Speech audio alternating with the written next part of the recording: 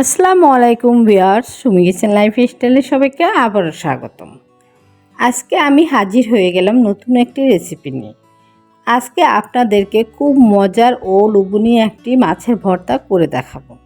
মাছের ভর্তা আমরা অনেকে অনেকভাবে করে থাকি। বেশিরভাগ মাছের ভর্তা শিলপাটায় বাটতে হয়, তাই অনেকে বাটাবাটির ঝামেলা মনে করে মাছের ভর্তাটা করতে চায় না। আজ আমি বাটাবাটির ঝামেলা ছাড়াই খুব সহজে মাছের ভর্তা করে দেখাবো। চলুন তাহলে এই মজাদার মাছের ভর্তা কিভাবে তৈরি করতে হয় তার পুরো প্রস্তুত প্রণালী দেখিয়ে দিচ্ছি। এখানে আমি 2 টুকরো রুই মাছ নিয়েছি মাছের ভর্তা তৈরি করার জন্য। এখন আমি এখানে দিয়ে দিচ্ছি পরিমাণ মতো লবণ, দিয়ে দিচ্ছি একটুখানি হলুদের গুঁড়া, আর দিয়ে দিচ্ছি একটুখানি মরিচের গুঁড়া। এখন আমি মাছের টুকরোগুলোকে লবণ, হলুদ ও মরিচ দিয়ে খুব ভালোভাবে মাখিয়ে নিচ্ছি। আমি এখানে রুই মাছের টুকরো নিয়েছি ভর্তা তৈরি করার জন্য। আপনারা চাইলে যে কোনো বড় মাছ দিয়ে এই ভর্তাটা তৈরি করতে পারেন। আর আপনারা চেষ্টা করবেন যে মাছের কাঁটা কম সেই মাছ দিয়ে এই ভর্তাটা তৈরি করতে। এখন এই মাছের টুকরোগুলোকে আমি ভেজে নেব। মাছের টুকরোগুলো ভাজার জন্য আমি এখানে একটি ফ্রাইপ্যান বসিয়ে দিয়েছি। আর ফ্রাইপ্যানটা গরম হতে আমি এখানে সয়াবিন তেল দিয়ে দিলাম। তেলটা গরম হতে আমি এর মধ্যে মাছের টুকরোগুলো দিয়ে দিলাম। আর এখানে মনে রাখবেন মাছগুলো মিডিয়াম আঁচে ভাজবেন, তাহলে মাছগুলি খুব ভালোভাবে ভাজা হবে। মাছগুলি ভাজতে ভাজতে আপনাদেরকে একটি কথা বলতেছি, যারা আমার চ্যানেলে নতুন এখন আমার চ্যানেলটি সাবস্ক্রাইব করেননি, প্লিজ আমার চ্যানেলটি সাবস্ক্রাইব করে বেল আইকনে ক্লিক করে দেবেন।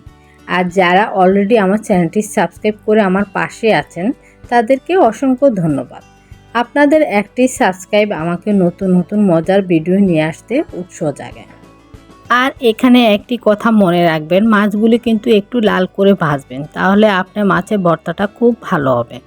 আমার মাছ ভাজা হয়ে গেছে। এখন আমি মাছের টুকরোগুলি একটি প্লেটে তুলে নিচ্ছি। মাছের টুকরোগুলি তুলে ওই তেলে দিয়ে দিচ্ছি কয়েকটি শুকনো মরিচ।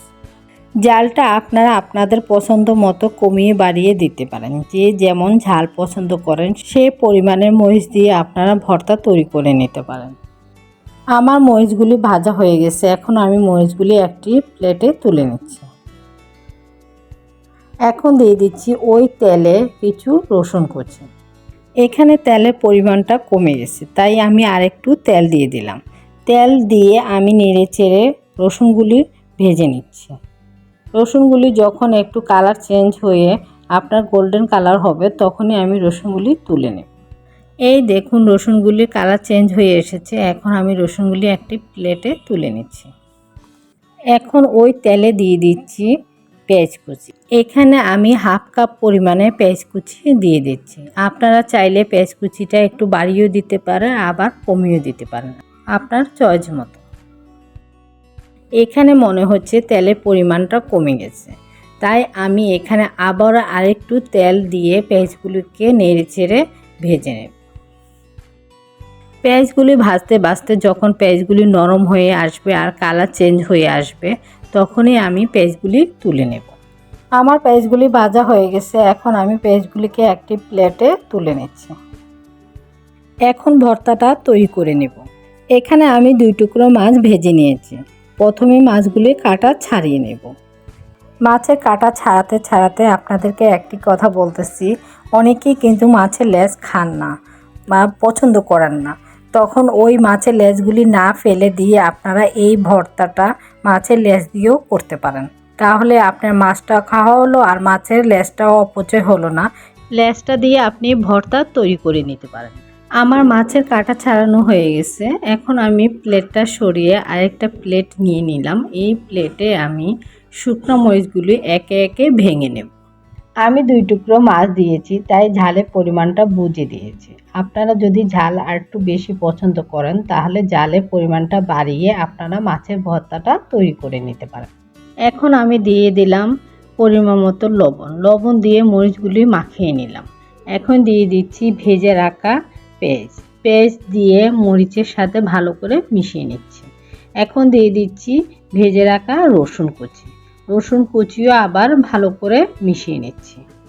এখন দিয়ে দিচ্ছি কুচি কুচি করে কেটে কয়েকটি কাঁচামরিচ। কাঁচামরিচটা আপনারা অপশনাল, দিতেও পারেন, না দিলেও কোনো প্রবলেম নেই। এখন দিয়ে দিচ্ছি কাটা ছাড়ানো মাছগুলো দিয়ে এখন ভালো করে হাত দিয়ে মাখিয়ে নিচ্ছি। এখন দিয়ে দিচ্ছি ধনিয়া পাতা কুচি দিলে আপনার সুন্দর একটা ফ্লেভার আসে। ধনিয়া পাতা কুচি দিয়ে হাত দিয়ে ভালো করে মাখিয়ে নিচ্ছি। যত ভালো মাখাবেন আপনার ভর্তাটা তত ভালো হবে। এখন দিয়ে দিচ্ছি সরিষার তেলটা অবশ্যই দিবেন। সরিষার তেলটা দিলে আপনার ভর্তার স্বাদটা দ্বিগুণ বেড়ে যাবে। এইভাবেই তৈরি হয়ে গেল আমার মাছের ভর্তা। খুব সহজভাবে খুব কম সময়ে আপনাদেরকে মাছের ভর্তা তৈরি করে দেখানোর চেষ্টা করেছি। আশা করি আপনাদের ভালো লেগেছে। যদি ভালো লেগে থাকে তাহলে অবশ্যই আমার ভিডিওতে লাইক দিবেন, কমেন্ট করবেন আর আপনার প্রিয়জনদের সাথে শেয়ার করবেন। আমার ভর্তার রেসিপিটি কেমন হয়েছে অবশ্যই আমার কমেন্ট বক্সে লিখে জানাবেন। আমার ভিডিওটি ধৈর্য সহকারে দেখার জন্য সবাইকে অসংখ্য ধন্যবাদ। আজ এই পর্যন্তই। ভালো থাকবেন, সুস্থ থাকবেন। আল্লাহ হাফেজ।